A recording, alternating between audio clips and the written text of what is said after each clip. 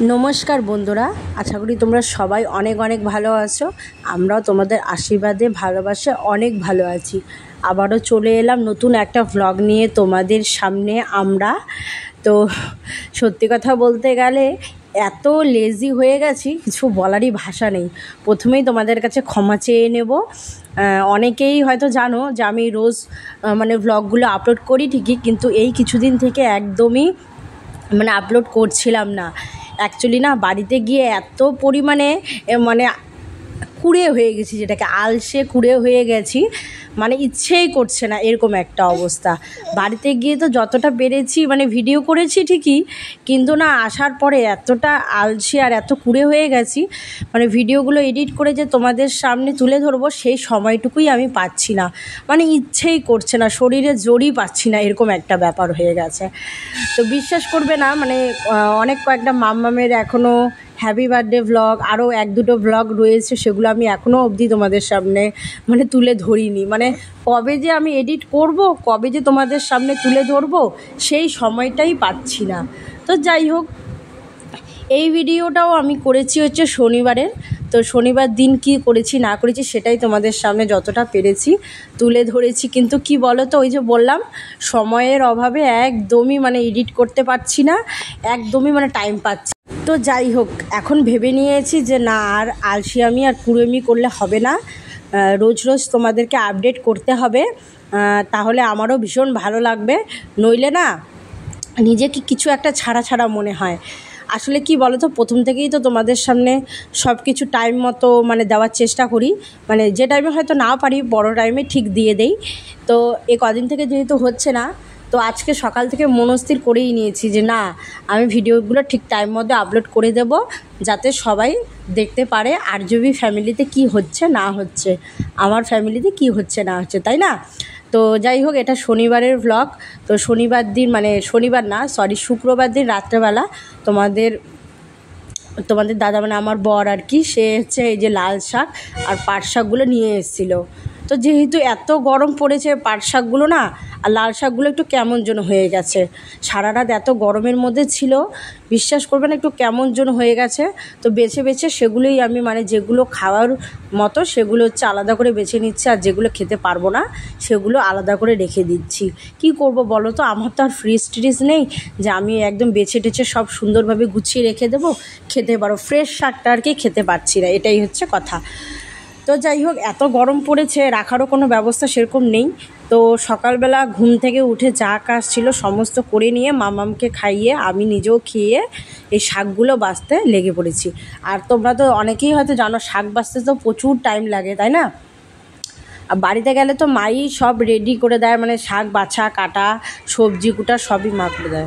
তো ওই জন্য আর কি আমার কোনো বাড়িতে গেলে এগুলোর ব্যাপারে কোনো মাথা ব্যথা থাকে না, মাই সব করে দেয়, যার জন্য আমার কোনো সমস্যা হয় না। আমি শুধু রান্না যা টুকটাক কাজ থাকে সমস্ত আমি করি, আর বাকি সবজি কি রান্না করব কাটাকাটি বাছাবাছি সব মাই এ টু জেড করে দেয়।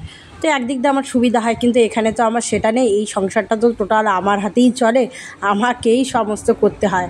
হ্যাঁ, ছুটির দিন থাকলে তোমাদের দাদা আমাকে সব বেছে টেছে দিত, পরিষ্কার করে দিত, কিন্তু যেহেতু আজকে শনিবার ডিউটি রয়েছে তো আমাকে নিজেই এগুলো করতে হবে। তো যাই হোক, তোমাদের সাথে কথা বলতে বলতে অনেক কাজ কিন্তু মানে অনেক কথা বলে ফেললাম আর কি। আর মাম্মাম কিন্তু ওর মধ্যে খেলছে।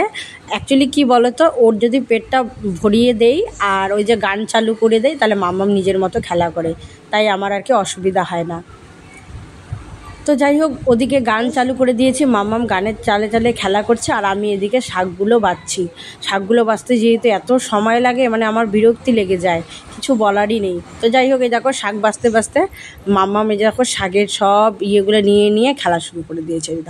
এই দেখো লঙ্কার ঝুড়ি নামিয়ে নিয়ে এখন ও ওগুলো দিয়ে খেলা করবে। কি বলবো ওকে আর বলো তো, কিছু বলারই নেই। এত লঙ্কার ঝুড়িটা লুকিয়ে রাখি, অথচ সে কোনোভাবে খুঁজে পায়। এবার রান্না করার সময় তো লঙ্কাটা লাগবে, তো ঝুড়িটা ওখানে উপরে উঠিয়ে রেখেছি আর ও নামিয়ে নিল। কি বলবো বলো। কিন্তু যাই হোক, আমার মামাম যতই এখন খেলা করে জানে যে লঙ্কাটা জ্বলবে, সে সেই সাবধানতা নিয়েই খেলে। তো তো তার জন্য আমার একটু ভয় লাগে ঠিকই, তাও নিজেই ও আর কি ইয়ে করে, আর কিছু বলার নেই। তো এদিকে দেখো সব খেলনা নিয়েও খেলা করছে। আর ওদিকে আমি ডালে একটু মানে পেঁপে সিদ্ধ দিয়ে দিয়েছি, তোমাদের দাদা আজকে ডাল পেঁপে সিদ্ধ দিয়ে খেতে চেয়েছে, তো ওকে একটু পেঁপে সিদ্ধ ওখানে দিয়ে দিয়েছি, আর ডাল সিদ্ধ আর পেঁপে সিদ্ধটা ওখানে হচ্ছে। আর এদিকে যে গানটা চেঞ্জ করে দিচ্ছি, মাম্মাম বলছে গানটা শুনবে না, তো এটাই চালু করে দিলাম। তো গান শুনলে কি বলো তো, আমার কাজটাও তাড়াতাড়ি হয়, গান শুনে কাজ করতে না আমার খুব ভালো লাগে, মানে গান করব আর তার সাথে সাথে কাজ করব, ভীষণ ভালো লাগে। তো যাই হোক, এদিকে আমার সব কাটাকাটি রেডি, বেছা রেডি, এখন আমি শুধু রান্নাটা কমপ্লিট করব। আর এই দেখো রান্না করতে করতে আমি আমার মানে প্যানটা হচ্ছে উপরে উঠিয়ে রেখেছি। আমার মামামকে দেখো কি পরিমাণে বদমাইশি করে, এই যে দেখো ও প্যানটা উঠাতে দেবে না, নামানোর জন্য ব্যস্ত হয়ে পড়েছে। এতটুকু মেয়ে এত বোঝে, কি আর বলবো। এই যে দেখো প্যান্টটা উঠিয়ে রেখেছি, ওর ওটাই মাথার ব্যথা হয়ে গেছে, ওই দেখো মানে কীভাবে নামিয়ে দেয়, মানে এরকমই করে। তোমাদের সাথে আজকে তুলে ধরলাম, কি জানি এতটুকু বয়সে ও কী বুঝতে পারে, আমি তো কিছুই বুঝি না। তো যাই হোক, এদিকে রান্না করতে করতে আমার মাম্মাম কিন্তু প্রচুর দুষ্টুমি করে। তোমাদের সাথে তো সব দিন সবটা তুলে ধরতে পারি না, কিন্তু যতটা পারি তোমাদের সাথে তুলে ধরি। এই দেখো ওড়নাটা আলনা থেকে এনে মাথা দিয়ে সম্পূর্ণ ঢাকা দিয়ে ও খেলা করছে।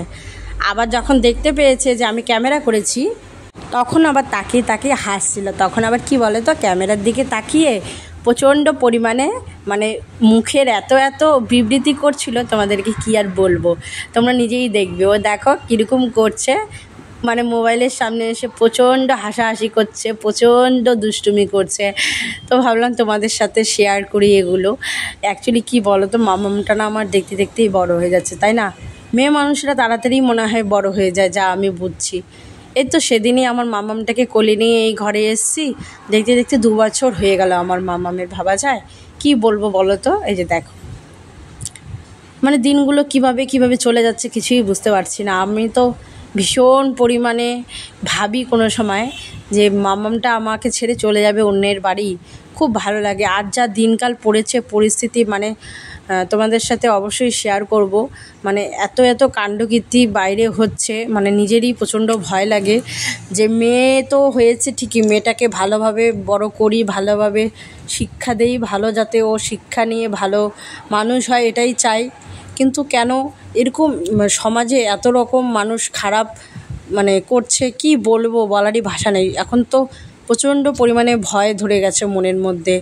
মেয়ে হয়ে না জন্মে যদি ছেলে হয়ে জন্মাতাম, ভীষণ মনে হয় ভালো হতো, হয়তো এই কষ্টগুলো ফেস করতে হতো না।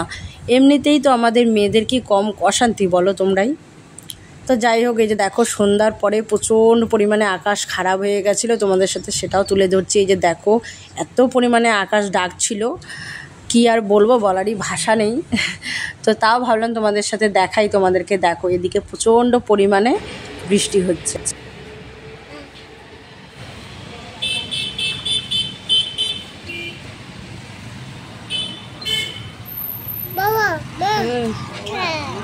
হ্যাঁ মা,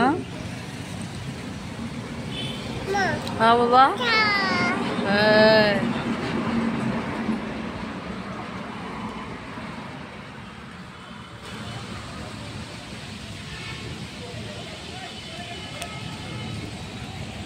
তোমাদেরকে তো একটা কথা বলতেই ভুলে গেছিলাম, আজকে যেহেতু মা মনসার পূজা ছিল, তো দুপুরবেলা কিন্তু আমি পূজাও দিয়েছিলাম, কিন্তু আমি নিরামিষ আজকে আর খাইনি। এমনি পুজো দিয়ে তারপরে আমিষই খেয়েছি। আমিষ বলতে ওই যে ডাল, পাট শাকের ভাজা, লাল শাকের ভাজা, এগুলো দিয়েই খেয়েছিলাম, কিন্তু আমি নিরামিষটা খাইনি। তো ভাবছিলাম আর কি যে হচ্ছে তোমাদের সাথে সেই মানে পুজোটা দিয়েছি ঠিকই, কিন্তু তুলে ধরতে পারিনি।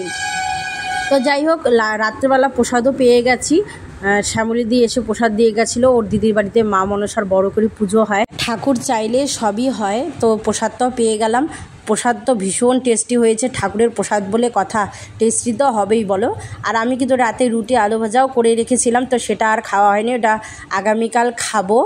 তো আজকের ব্লগটা কেমন লাগলো অবশ্যই তোমরা জানিও, প্লিজ লাইক কমেন্ট শেয়ার করো।